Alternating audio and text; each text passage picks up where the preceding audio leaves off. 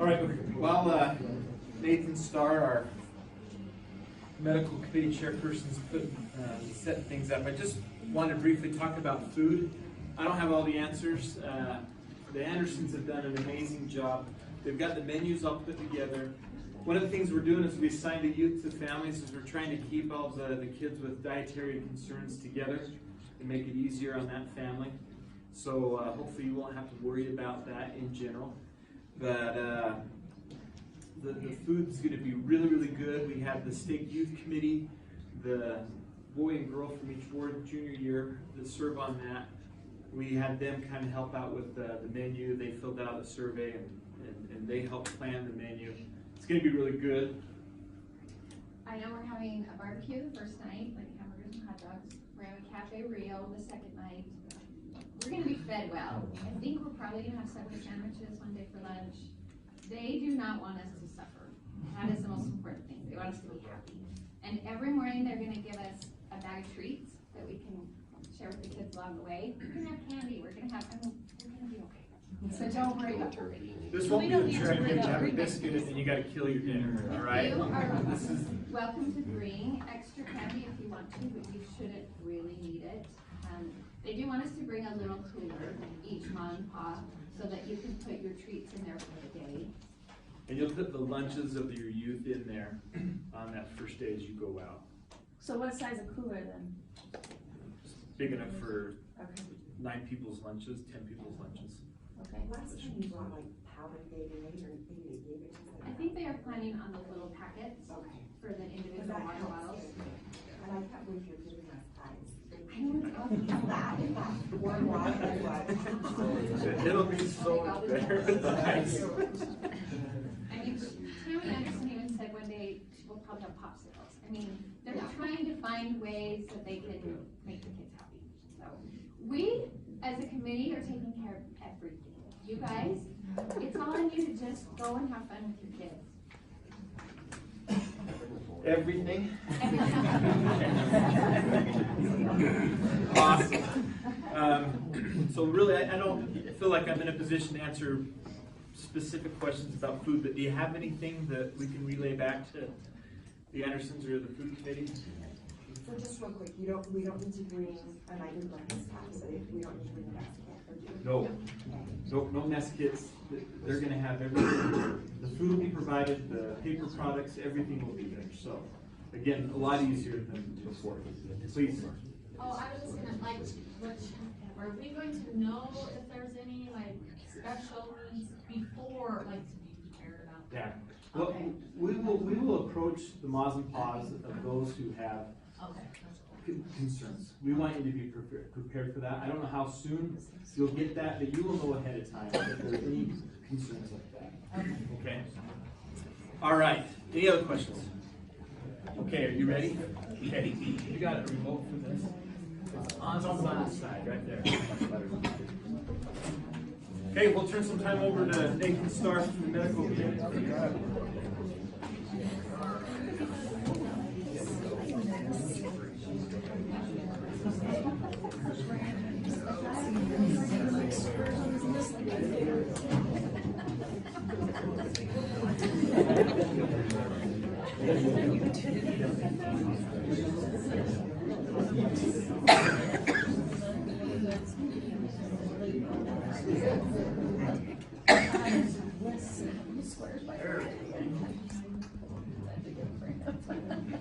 Okay. There we go. So I appreciate everyone being here. I know it's getting late, and I'll try to do this as fast as I can. So just to dive in, just to introduce myself, I'm Nathan Starr. I'm actually it's called a hospitalist. I work in internal medicine, taking care of really sick adults. We have a wide variety of medical professionals who will be here. We'll have a lot of skill and abilities to take care of a lot of problems. We're hoping all we're taking care of blisters, and that is really the goal, is we avoid everything more serious. So we want to help everyone be safe and be able to maintain a spiritual experience despite possible difficulties, physical. We are going to be prepared for the worst. We're going to try to help you prevent these most common problems. And just let you know, one thing that's nice where we're going is we have self-service, so communication gets very easy. We're close. If there is a big emergency, we're a lot closer than some other locations are. So in that sense, there's a lot less to worry about. And obviously, we want to make sure we meet church standards and guidelines. If you read the church handbook on Trek, like they actually want us to be able to take care of a lot. Like safety is paramount. And so I laid these out. I don't think we need to read through them. We are going to send this out to everyone. But basically, you know, the church wants these kids to be safe. And the reason is, I think we know, we're sitting here in air conditioning all the time. We sit way too much. When we're out with no shade, 85-degree temperature for 3 days, it is incredibly physically demanding. Like, we are not used to it, and we have to recognize that. And that's why, you know, they do the things with the food. It's actually in the church handbook not to feed kids biscuit and a thing of soup for dinner because it's unsafe. Our bodies are not ready for it. We're just used to different levels of comfort. That's why every year in football, a couple of kids die from heat stroke, even if it's 80 degrees, because we are not accustomed to it. So we do want to be careful and keep everyone safe. So we are going to have emergency action plans, or we already have been developing on how to handle, you know, really big problems. We will have plenty of first aid kits and handle common elements. And then there's these medical release forms. Since you're not finding out who's in your families until really the day of, we are actually, everyone who has significant medical problems, we are going to be contacting their parents, and we will be prepared to help you with those. So we will know who the kids and adults are that we're worried about. So, you know, it's important for you to know that, but just be aware that that is something we're going to help you with, and that we will have talked to everyone and have a good understanding of who we really need to worry about. Just some of the general principles. The biggest one for us is going to be drinking enough. This is very likely going to be much warmer. In past, when we've gone to Deseret, we've had significant issues with dehydration when the temperature is 65 degrees. So that you can imagine when it's possibly in the mid to upper 80s, it's going to be a whole new level. And the biggest thing we ask of you is that if you're worried, please ask us to come help out, to take a look at something. We would much rather have to evaluate 100 people who have nothing wrong than miss the one person who has something. So just, we're there to help you. We will be out amongst all the companies when we're trucking, so there's going to be ERNers at base camp, and then there will be at least one person per company out amongst you. You know, we know once we start trucking, it tends to spread out quite a bit, and so we will be spread out with you, and there'll be somebody very close by. Apparently, we found this out. There's an air-conditioned medical bunkhouse at base camp. So if someone's really struggling, we will take care of that. And one thing that's different with this trek is there's actually, you can't have vehicles on the trek trail with us unlike past years. So if there is significant trouble, we will have to take them back to base camp to deal with it. But we're hoping, again, to avoid that. And the common stuff we'll just handle out on the trail. So like I talked about, we do have these emergency action plans. Please communicate with us. Any decision on whether somebody can continue trekking, we will make as a medical committee. So you don't have to worry like you need to make that decision. We will help make that decision. I know last time I went on this, we at one point after the women's pool had about 20 girls who wanted to ride in the truck. We talked to them all. We realized they were just kind of tired after the women's pool, and we managed to convince them to finish walking, mainly by telling them that the truck that was waiting that they could have ridden in wasn't for them. And they just kept going right past it and managed to finish. Here's an example of what we're hoping would happen. You know, somebody gets hurt on the trail. So your job as a mom, pop, and big brother is you'll let the company captain know and then they'll let the medical staff and the trail boss know, you guys do what you need to do for basic first aid, and then we will come and take over. And, you know, if it's serious enough, we have to evacuate, which occasionally has happened once or twice. We'll make sure we contact the parents, priesthood leaders, and decide, you know, that you need to go to a medical facility or what's going to happen. And again, we feel very comfortable, you know, we'll keep people safe and can do these evaluations. What I want to do now is just run real quickly through some medical emergencies that we hope don't happen, and then spend a little bit more time on the common stuff and what you guys can do to help make this a lot better by avoiding the common problems. So the things that we commonly see, problems with diabetes, asthma, you know, some seizure disorders possibly.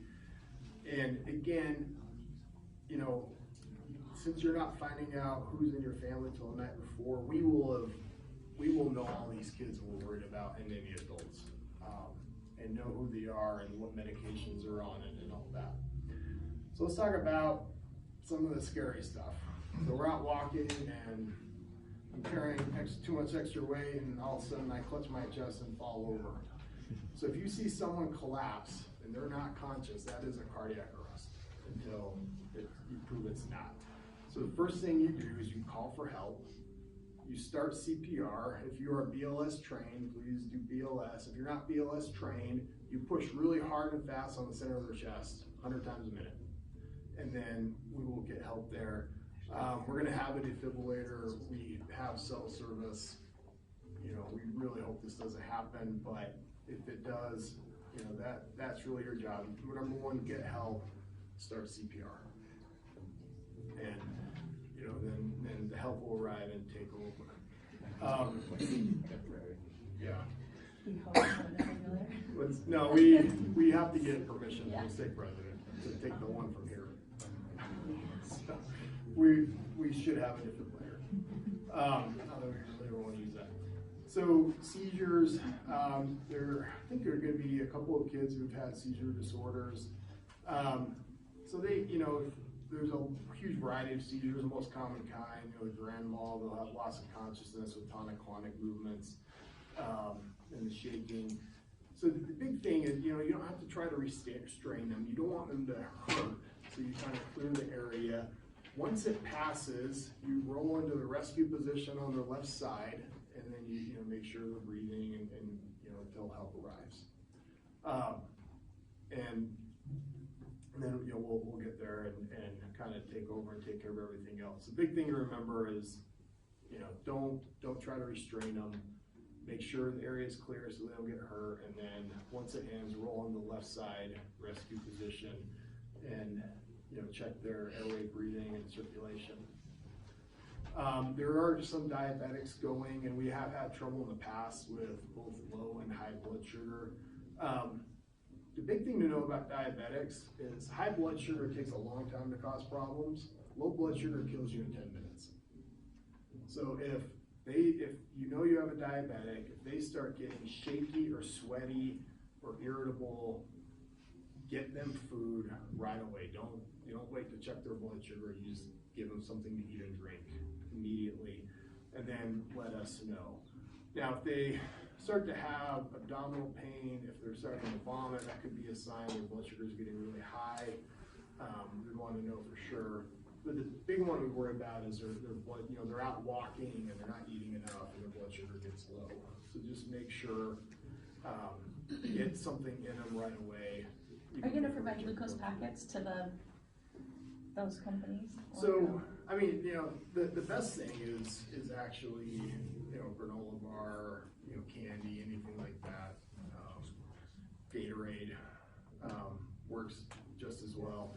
And then we'll have some abilities, some higher level stuff if it's really bad, some glucagon and D50 and things that we'll take care of. Any questions? If you have any questions, please interrupt. The one we're probably more worried about is asthma. We do have some pretty severe asthmatics going. It is full on pollen season and it's super dusty. So asthma could definitely be a problem. If your trucker has asthma and has an inhaler, make sure they have it with them. And if they start getting short of breath at all, let us know. Asthma exacerbations can happen very fast. And usually if we jump on them early, we can knock them out and not allow it to be a problem. So just watch out for that. And you know, we're gonna be ready. You know, we'll have a nebulizer and all kinds of fun stuff to take care of that. I know last trek they did have to send somebody home because they couldn't get their asthma to calm down. And again, it's dusty, it's pollen season. You know, it's something to keep a really close eye on. There is a possibility there could be snakes out there. I would be surprised. They said no snakes. They said no snakes. Okay. That's where I'm going. I don't know, I've taken care of snakes that's not far from that area. They lied to me. So I don't know, it's not far from the Rust Desert, but there's a lot of snakes. So the big thing for, and this is just in good general, all snake bites I've ever taken care of, people are playing with the snake. Turns out if you don't pick the snake up, you won't get bitten. If you get bitten, you know, they talk about like you cut around it or you suck it out or you put it, don't do that. Just you keep, wherever they get bit, you keep that down below their heart. You try to not get them excited and then you get them to the hospital so they can get anti-venom and they'll be fine. So any injury that's beyond like a minor scrape or cut that you're worried about at all, please let us know. So we can take a look at it. We want you to be overcautious. So obviously, you know, if somebody gets cut real bad and there's severe bleeding, you know, the first thing you do is send someone to get help. You know, this basic first aid stuff. You elevate the area, you apply direct pressure, you cover it with something. If they're bleeding really bad and it's starting to bleed through, do not take off the thing you have it covered. Just add something else to it and just keep reinforcing, and then we will get there and take care of it. Sprains and strains are going to happen. Let us know so we can come make sure that, you know, there's not a fracture or anything more serious. You know, it's good we're going to have ice so we can help take care of that. Obviously, it's just the basics. You elevate, compression, rest, then heat after a while. Again, we'll help decide if the tractor can continue, if they need to be done. Fractures are definitely possible. So if you're worried, again, just get help. Don't move them unless you have to because they're in an unsafe location. And any bleeding, gentle pressure, keep them immobilized. If you see something poking out that shouldn't be, just cover it. And, you know, don't If you're not passed out. It happens. You know, don't worry about trying to reset or realign. We actually have some people with experience in that if it's necessary, that we will take care of that. So somebody you know, they're being dumb like teenagers and they fall off they're trying to stand up in the handcart and they fall off and get their neck or something. If you're worried about a neck injury, don't move them unless they have immediate danger. Don't try to roll them over. Just have someone kneel down and hold their head in place, and then we will come get there. But just immobilize them, and then we'll take care of it. So hopefully none of these things happen. These are kind of like the scary, like we want to totally avoid. But what I want to do is spend a few more minutes on the stuff that is going to happen. So last time I went on trek, it was the day of the women's pool. It was 60 degrees, and we had 2 or 3 girls pass out.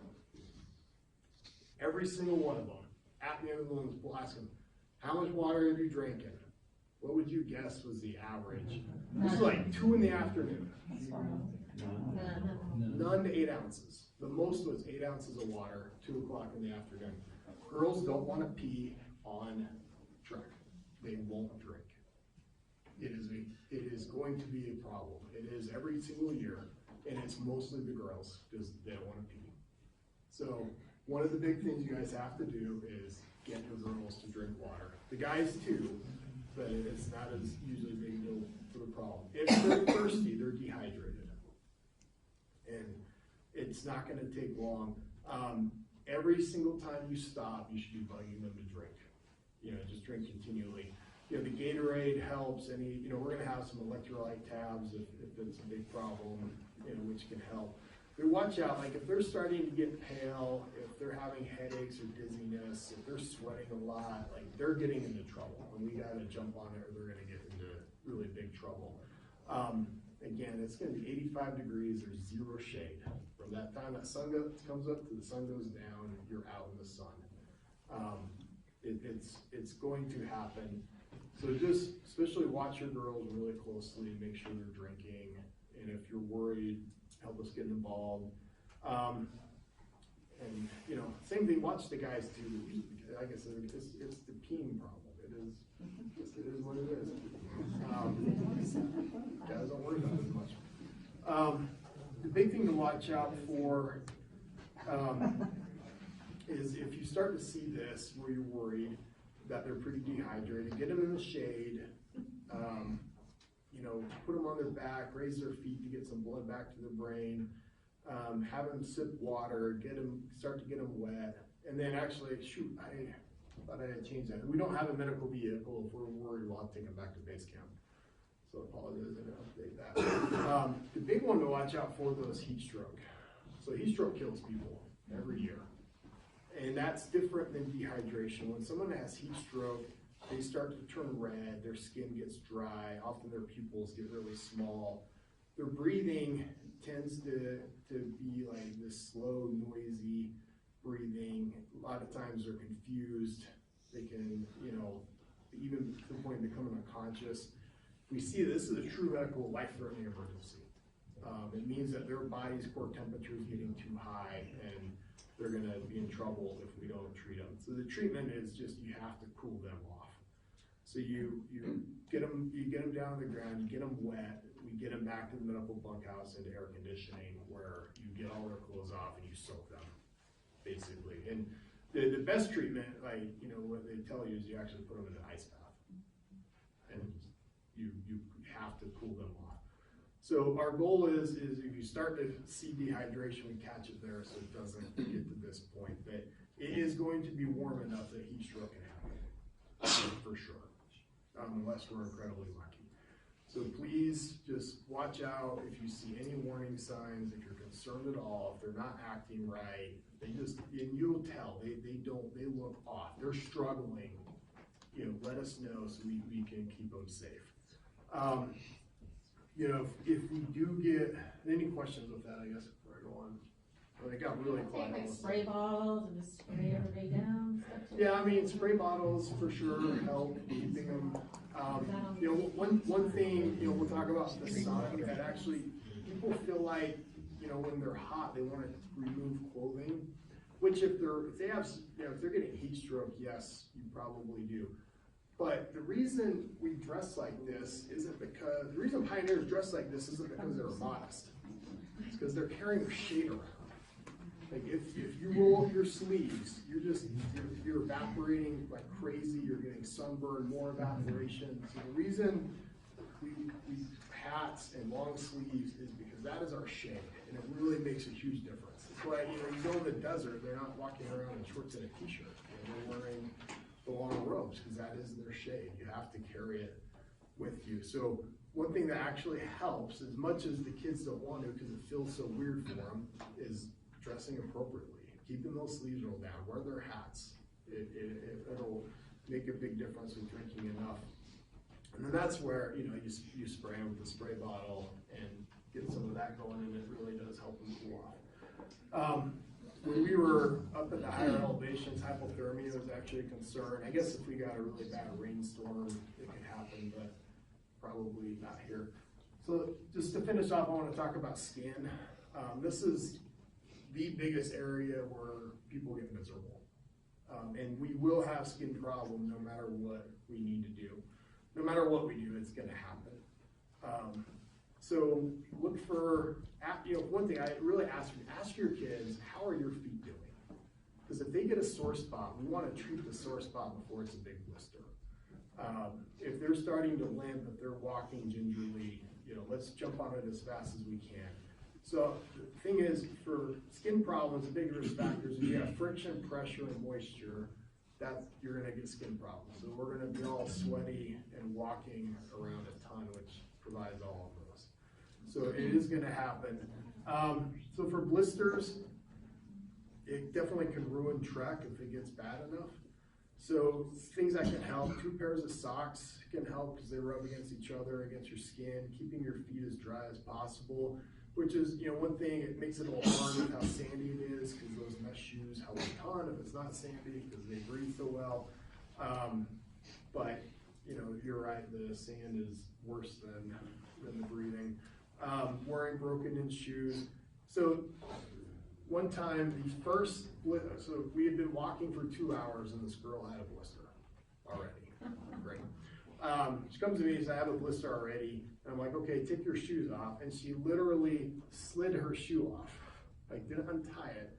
She had, loosely tied slip-on, slip-off tennis shoes. So we actually had to stop everyone and made everyone untie their shoes and retie them.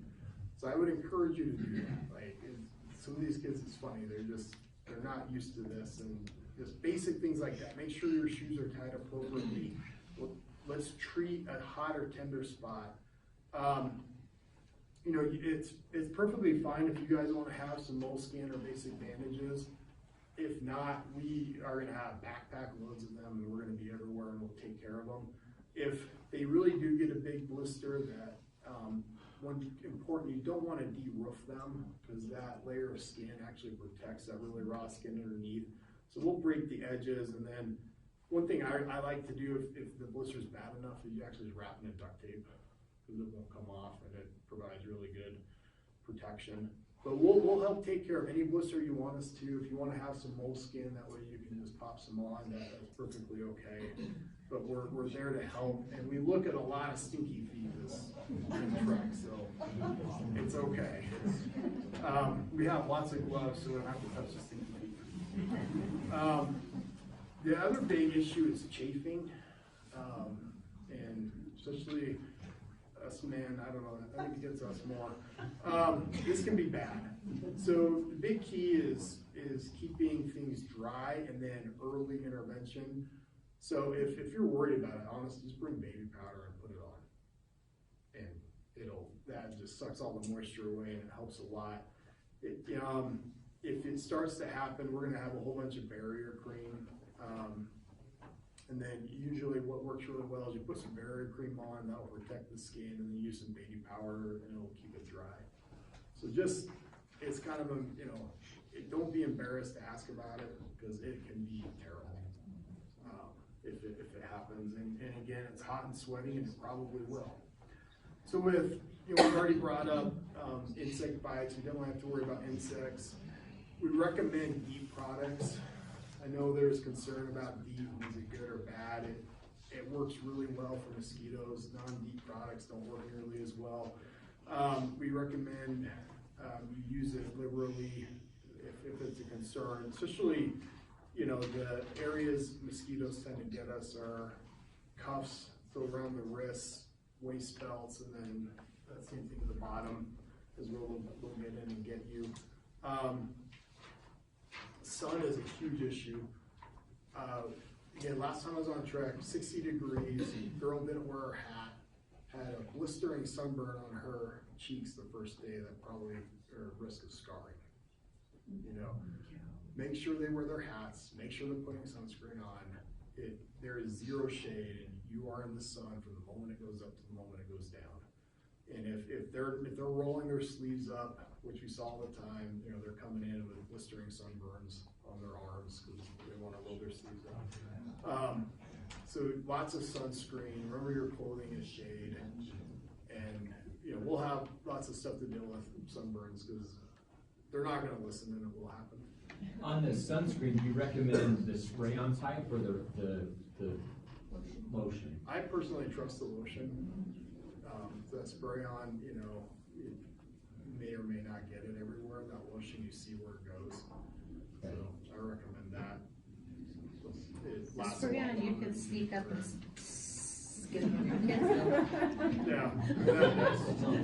Oh, sorry, I didn't mean to do The that. best thing to do is to wear your shade and just not get sun on you. That's what really works the best. So just in conclusion, first thing you do if you're worried is communicate. Like, you're not alone. There's a lot of us around. We're there to help. We have no other responsibilities except to help you guys out medically, and we're excited to be here and to help. Ask questions, talk to them, make sure they drink enough is probably the big piece. Just like I said, watch your girls. They're not going to drink. And it could, you know, if they're dizzy, lightheaded, not feeling well, it's, you know, at a point, that's good because it's good to learn to do hard things, but also at a point, they're not going to feel the spirit and it's just going to be miserable. Okay, any last questions? What about ticks? Do they check for ticks? Is there a problem down there? I know there was a fun, there's a run. Yeah, I don't think that's not typical. Yes, Is it? Ticks down there? there's lots of ticks. Is there? If they've got livestock, they've got ticks. It's just, yeah, grass, usually ticks are, they like the woodsy stuff a little more, but we'll see. Let them fall off. They'll have to fall off. Okay, all right, I'm gonna send this out to everyone, and we will be easily identifiable, you'll know who we all are, and we'll be there to help. Thanks for your time. So the way we're planning on doing the communication right now is we will have your company captains and a medical staff with your company at all times. If they need to get a hold of someone from base camp or us, they'll call us on our cell phones. We've got cell service. We talked about getting radios, but I think we're just gonna go with just the cell phones. If we get radios, then we will, but I don't know when Scott is gonna work, so. Get with your company captains. If you think there's a problem, grab the person that was medical, and they'll have different color armbands or bandanas, whatever they end up doing. They will be easily identifiable, like you said. But communication is the key, so if you think there's a problem, just ask, and people will be there to help. We don't want any issues, big issues. We'll have small ones, but no cardiac arrest, right? No.